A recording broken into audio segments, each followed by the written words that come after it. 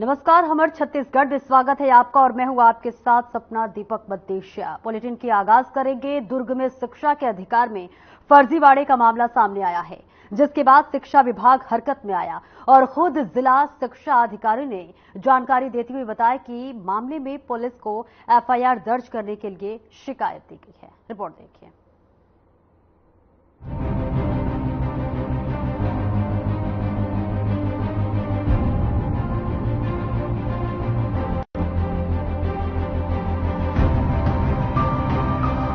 दुर्ग जिले में दो पालकों द्वारा अलग अलग स्कूलों ने अलग अलग पते का एक ही आधार कार्ड से शिक्षा के अधिकार में फर्जीवाड़ा कर स्कूल में प्रवेश पाने का मामला सामने आया है, जिसकी शिकायत होने के बाद जांच के उपरांत जिला शिक्षा अधिकारी ने दुर्ग पुलिस अधीक्षक को एफआईआर दर्ज करने को लेकर पत्र लिखा। मीडिया से बातचीत करने पर जिला शिक्षा अधिकारी अरविंद मिश्रा ने बताया कि शिक्षा का अधिकार 2024-25 के लिए एडमिशन में गड़बड़ी की शिकायत मिली थी, जिसकी जांच के बाद पालक भुवनेश्वर कुमार 99 और बनारसी साहनी के द्वारा आधार कार्ड जिसमें अलग अलग पता लिखकर अपने बच्चों के प्रवेश के लिए एक से ज्यादा अलग अलग स्कूलों में आवेदन कर धोखाधड़ी करने का मामला पाया गया, जिसके बाद पुलिस अधीक्षक को एफआईआर दर्ज करने के लिए पत्र लिखा है। फिलहाल पुलिस ने अभी एफआईआर दर्ज नहीं की है। सर बताएंगे कि आरटीई में शिक्षा का अधिकार में दो लोगों के फर्जीवाड़ा करने का मामला प्रकाश में आया है, क्या मामला है सर, क्या कार्रवाई की जा रही है? दो पालक हैं, भुवनेश्वर कुमार 99 और श्री बनारसी साहनी। इन दोनों लोगों ने 8 और 9 स्थानों पर आवेदन किया है। माता पिता और आधार कार्ड का नंबर सब समान है, लेकिन आधार कार्ड में पता अलग अलग है। पता बदल कर इन्होंने अनेक विद्यालयों में आवेदन किया, पंजीयन कराया और इनको प्रवेश 2-3 विद्यालयों में मिल गया। जब इस की शिकायत हुई, शिकायत के ऊपर जांच किया गया, जांच में इसकी पुष्टि हुई। जांच उपरांत हमने माननीय पुलिस अधीक्षक महोदय को इस पर एफआईआर करने के लिए और आवश्यक कार्रवाई करने के लिए यहाँ से पत्र प्रेषित किया है और हम चाहते हैं कि आरटी के नाम पर जो इस तरह के कार्यों में संलग्न है उसके खिलाफ सख्त कार्रवाई हो। अभी 140 प्रकरण में और हमारे सामने परीक्षण और जांच के लिए, उसके भी संबंध में जांच के निष्कर्ष जल्दी आपके सामने हम प्रस्तुत करेंगे। जिला शिक्षा अधिकारी ने मामले में संज्ञान लेते हुए पुलिस में शिकायत दर्ज करने को लेकर पत्र लिखा है। हालांकि देखने वाली बात अब ये होगी कि मामले में क्या कुछ कड़ी कार्रवाई की जाती है। Bureau report.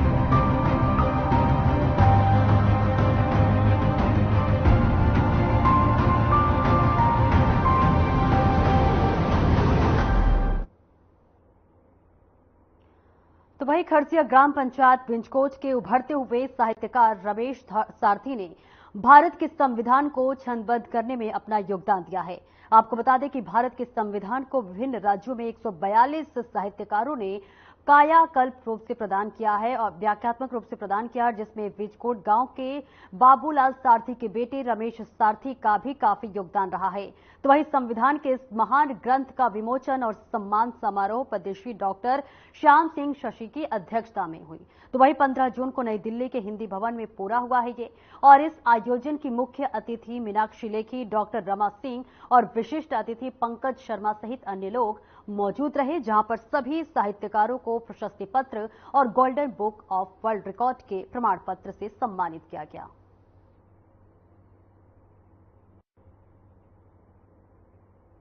हम लोगों का एक टीम है जिसमें 142 साहित्यकार हैं जो भारत के अलग अलग राज्यों से हैं। तो उसमें जो हमारे प्रमुख हैं आदरणीय डॉक्टर मृदुल साहू जी, तो उन्होंने ही मतलब इस जो थीम है उस उनकी प्रेरणा वही रखे हैं और उन्हीं के हम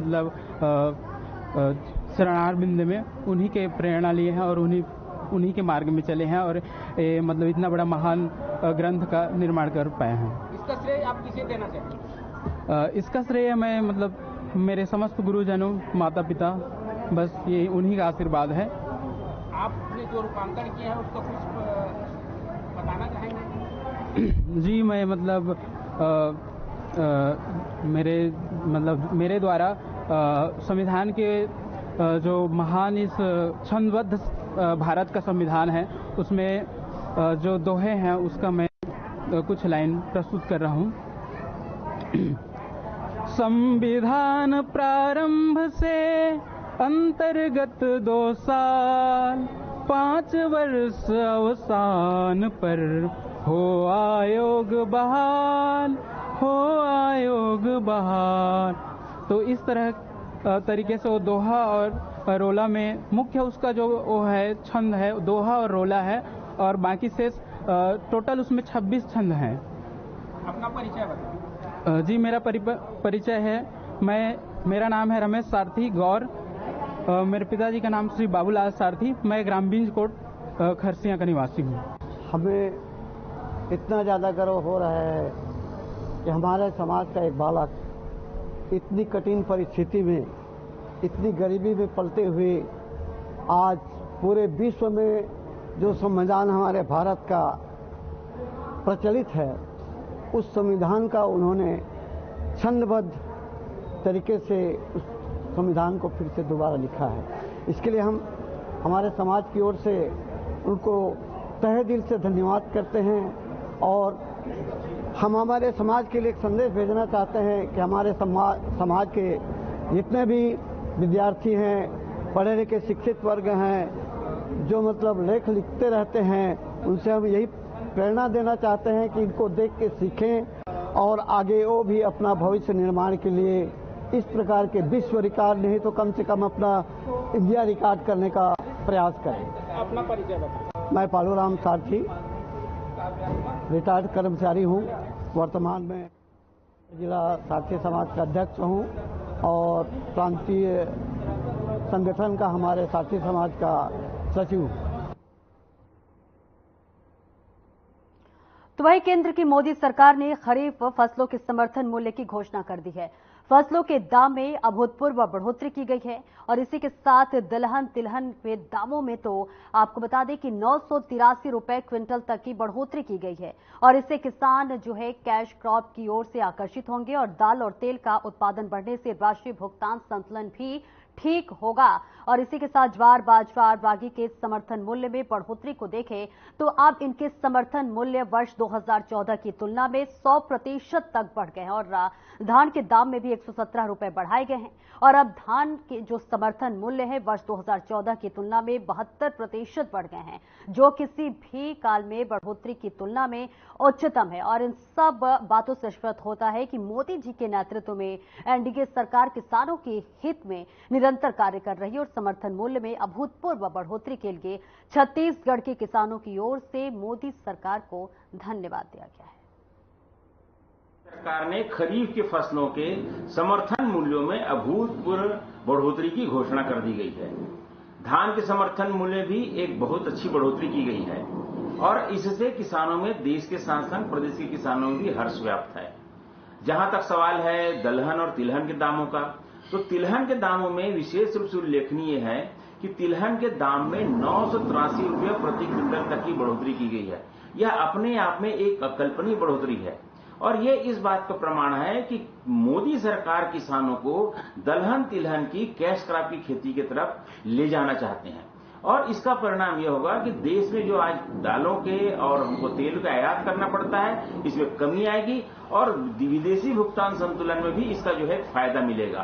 तो कुल मिलाकर दलहन तिलहन के संग संग मैं आपको बताना चाहूंगा कि बाजरा, ज्वार और रागी के दाम में जो बढ़ोतरी की गई है वह बढ़ोतरी भी अभूतपूर्व है। इससे एक मिलेट की जो खेती करने वाले किसान हैं उनमें काफी उत्साह का वातावरण है और देखने में तो ये आ रहा है कि रागी, ज्वार और बाजरा के जो दाम हैं ये सन 2014 की तुलना में लगभग 100% की बढ़ोतरी हो चुकी है और जहां तक जितने भी हमारे दलहन और तिलहन की फसलें हैं इन सब में 2014 की तुलना में 85 से लेकर के 100% तक की बढ़ोतरी है। जबकि धान की फसलों में हम ये देख रहे हैं कि यह बढ़ोतरी जो है 2014 की तुलना में वर्तमान कीमत जो है लगभग 72% बढ़ोतरी है। इन सब को देख करके निश्चित रूप से ये लगता है कि मोदी सरकार किसानों के प्रति बहुत चिंतनशील है। इसके लिए हम मोदी सरकार के प्रति आभार व्यक्त करते हैं, उनका बहुत बहुत धन्यवाद करते हैं। तो वहीं बढ़ते अपराधों में अहम भूमिका निभाने वाले नशे के खिलाफ दुर्ग जिले के ग्राम पतोरा से नशा मुक्ति अभियान की शुरुआत कल्याणी समूह के द्वारा की गई और इस कार्यक्रम में मुख्य रूप से ग्राम की महिलाओं का उन्होंने सम्मान के लिए सभी के प्रति आभार प्रकट किया।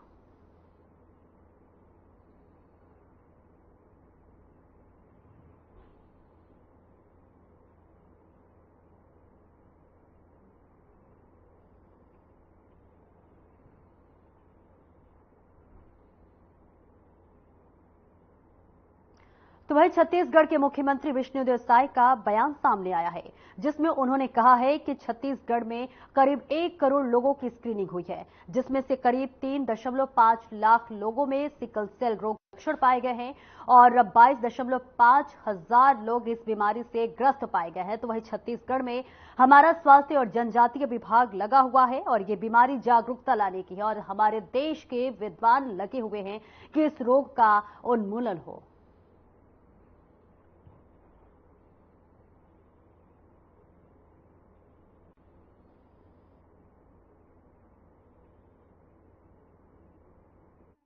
छत्तीसगढ़ के अंदर में करीब 1 करोड़ लोगों का स्क्रीनिंग हुआ है, जिसमें से करीब 2.25 लाख लोगों में लक्षण पाया गया है और 22,500 लोग उसके पेशेंट पाए गए हैं। हमारे प्रधानमंत्री जी भी इस बीमारी के उन्मूलन के लिए चिंतित हैं और इसके लिए अभियान चल रहा है।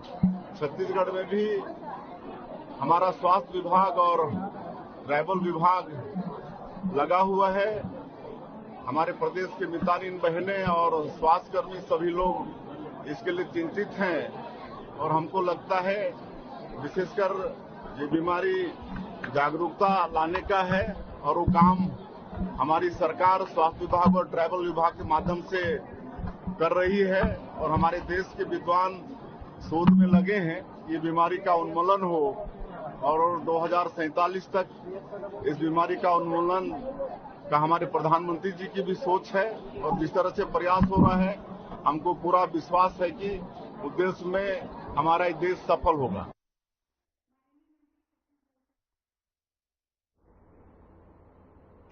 तो वही भिलाई के वैशाली नगर में एक युवक की हत्या का मामला सामने आया है, जिससे पूरे इलाके में सनसनी फैल गई है। जानकारी के अनुसार मृतक का नाम वेदांत शर्मा बताया गया, जो कि पहले मेडिकल रिप्रेजेंटेटिव का काम करता था। घटना की रात युवक अपने दोस्त के साथ शराब का सेवन किया था और घटना की सूचना मिलते ही मौके पर पुलिस पहुंची और मामला दर्ज की है। जी हां, और इसके साथ ही बता दें कि पुलिस ने शव का पोस्टमार्टम करवाने के बाद से शव को परिवार वालों को सौंप दिया और इस मामले में संदेह के आधार पर एक युवक को हिरासत में लेकर पूछताछ की जा रही है। तो वहीं दुर्ग पुलिस के द्वारा बहुत जल्द इस मामले का खुलासा किया जाएगा।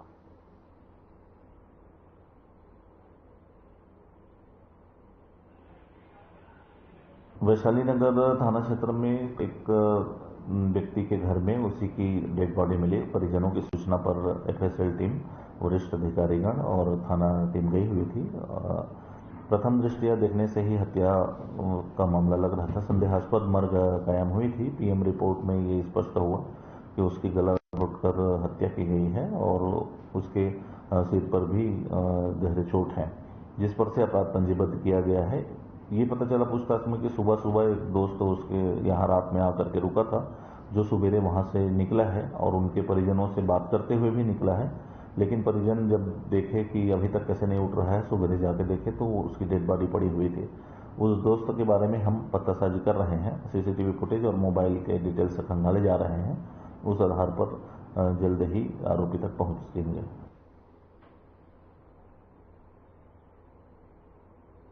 तो वही बेमेतरा जिले के बिरला जनपद पंचायत क्षेत्र के अंतर्गत आने वाले ग्राम पंचायत कुम्ही के सरपंच मनीष टंडन और सचिव के खिलाफ कलेक्टर रणवीर शर्मा लामबंद हुए और पंचों द्वारा 10 बिंदुओं पर लिखित शिकायत दी है। आपको बता दें कि ग्राम पंचायत कुम्ही के सरपंच के द्वारा करीब 10 बिंदुओं पर लिखित शिकायत जनपद सदस्य द्वारा नाली निर्माण राशि पिछले 1 साल की पगार नहीं दिया गया और पंचायत इलेक्ट्रीशियन की पिछले 4 वर्षों का पैसा गबन हुआ है और ऐसे में शिकायतें की गई हैं। गौरतलब है कि ग्राम पंचायत कुम्ही के पूरे पंचों ने भी ये आरोप लगाया है कि सरपंच मनीष टंडन और सचिव द्वारा कोई भी प्रस्ताव का सहमति हम किसी भी पंचों से नहीं लेते और अपनी मनमर्जी करते हैं।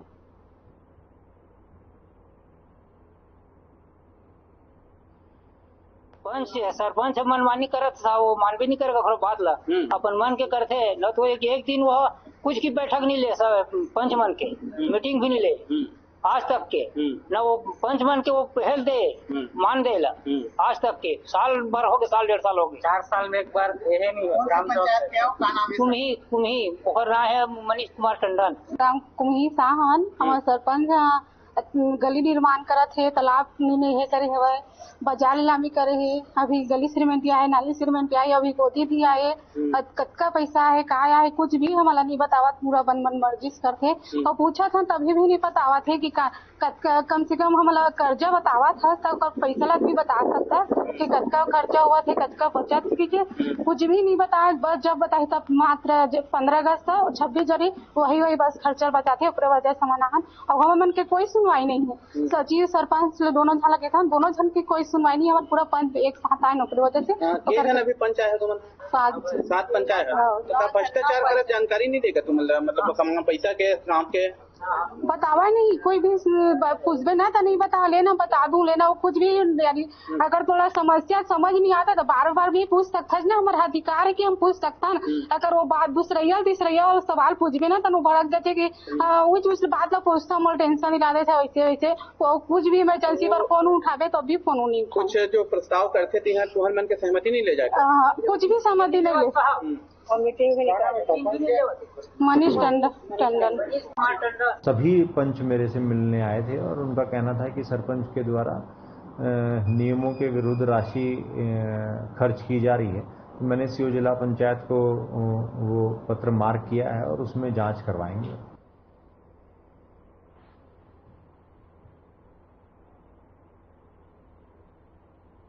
तो वही भिलाई नगर थाना क्षेत्र के रुआबा बांधा NSPCL कॉलोनी की सुरक्षा व्यवस्था में छेद करते हुए शातिर चोरों ने हाथ साफ कर लिया। दरअसल 2 सुने मकानों में ताला तोड़कर चोर घुस गए और एक मकान से 350 ग्राम सोना, 2 किलो चांदी, डायमंड की अंगूठी और 25,000 रुपए चोरी कर ले गए। तो वही गेट पर तैनात सुरक्षा कर्मियों को चकमा देकर 24 लाख रुपए की गठरी लेकर रफू चक्कर हो गए और साथ ही दूसरे मकान में करीब 12 लाख रुपए की चोरी हुई है। हालांकि पुलिस ने दोनों मामले में चोरी का प्रकरण दर्ज कर जांच पड़ताल में जुट गई है। लेकिन इसी के साथ आपको बता दें कि NSPCL कॉलोनी को बहुत ही सुरक्षित बनाया गया है और गेट पर गार्ड की तैनाती रहती है। इसके बावजूद चोरों ने हाथ साफ कर लिया, जिसका वीडियो CCTV कैमरे में कैद हो गया है।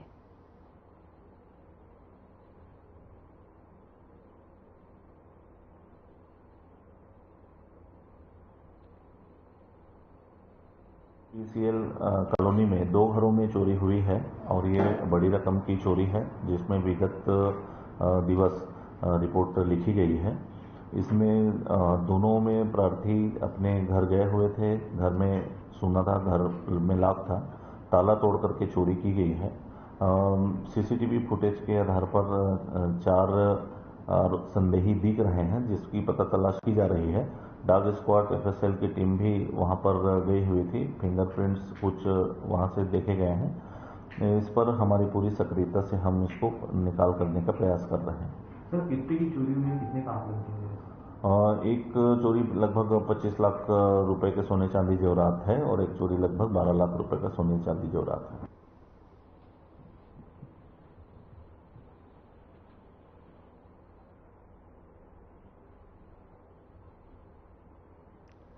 तो वही बस्तर पुलिस ने अंधे कत्ल की गुत्थी सुलझाई और ओडिशा से आरोपी को गिरफ्तार कर लिया। दरअसल ग्राम जुनवाई को कोटवारा कम लोचन के माध्यम से थाना बकाबंड को सूचना प्राप्त हुई थी कि जुनवानी जंगल में एक अज्ञात महिला का शव सड़े गड़े हाल में मिला हुआ है, जिसकी सूचना पर पुलिस ने घटनास्थल पर पहुंचकर अज्ञात महिला के शव को निकाला। तो वही महिला के परिजनों से पूछताछ करने पर अज्ञात मृतक महिला का नाम शांति बघेल पति लकीराम बघेल जगदलपुर का रहने वाला बताया गया। तो वही पुलिस ने आरोपी को गिरफ्तार कर न्यायिक रिमांड में जेल भेज दिया है।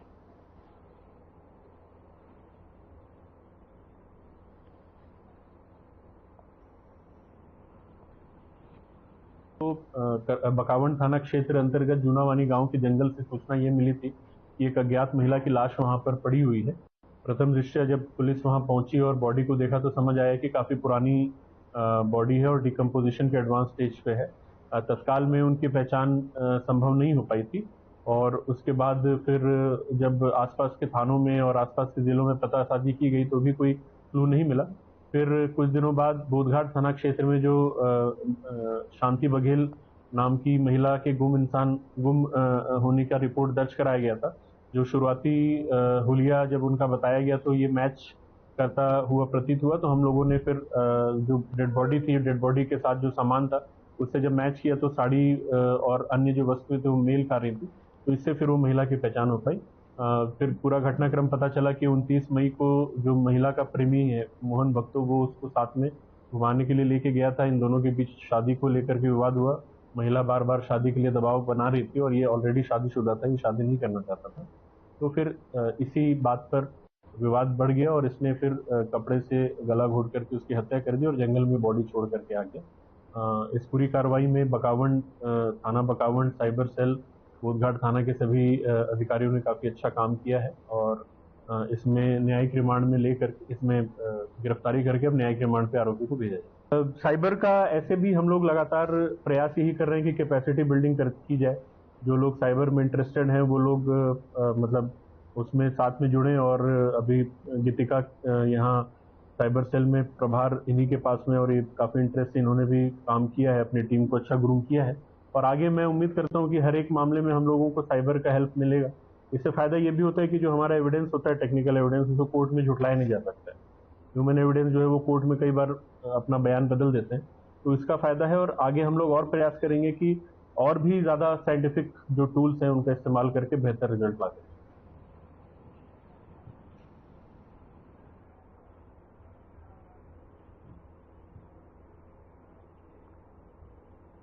और फिलहाल मेरे साथ इस बुलेटिन में इतना ही। खबरों का सिलसिला आगे भी जारी रहेगा। दीजिए इजाजत, नमस्कार।